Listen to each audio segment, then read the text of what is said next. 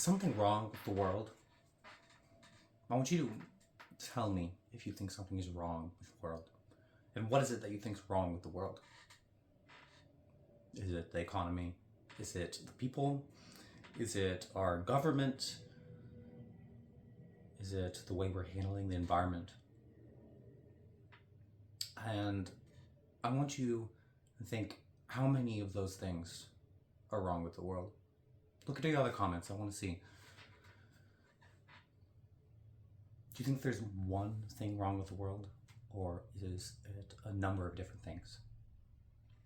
Or when you look at these things that many people are saying that's wrong with the world, is there one common root to all of them? A common pattern? Is there an ideology? What is it?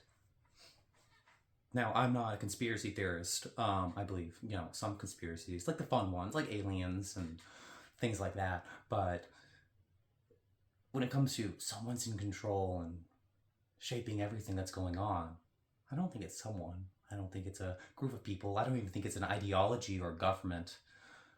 I think that it's a pattern in the way that humans are creating our society. And I'm curious if other people have the same thought or are able to share what they feel like that pattern is. I'm going to hold some of my thoughts back on that in this video because I want to think about that some more. But I'd really like to dig into the idea that perhaps, a lot of people say things like, people aren't having kids because the economy is so bad, right? Or, people are, economic hardships are causing this, or this is causing this. I really want you to dig down. Is when you're thinking something like this, there's two aspects of it. First, you got to think, okay, is this the primary cause? Is this the proximate cause that's directly causing it? Second, you need to think, okay, what is the rhetoric that we're sharing about this doing? Because, for example, if you say that the economy is causing all these problems, what does that say? What does that say? Think about that. If the economy is causing people to not have kids and is causing people to end their lives and kill themselves and be depressed, what does that mean about our world? Does that mean, well, if you say the economy, then that means you're operating within capitalism and you're saying you're supporting in then a framework of capitalism. I'm not, directly anti-capitalist, but I'm saying you're supporting that by bringing up the economy like that. You're saying the economy is bad implies that there is a good version of the economy that can be fixed, that can make things better. Things can always get better, but can it make things completely reversed? Can we go back to a time that's completely better and still have this economy?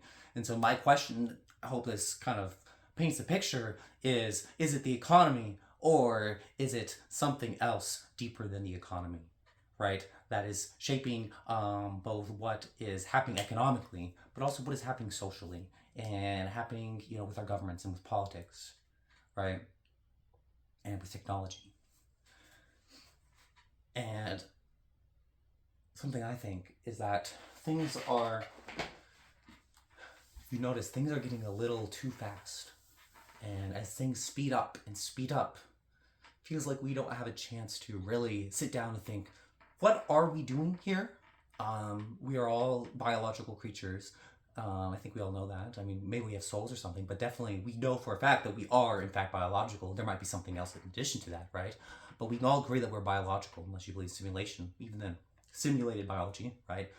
And so biology, things affect biology in different ways. What are the things that we're choosing to do? How are they affecting our biology?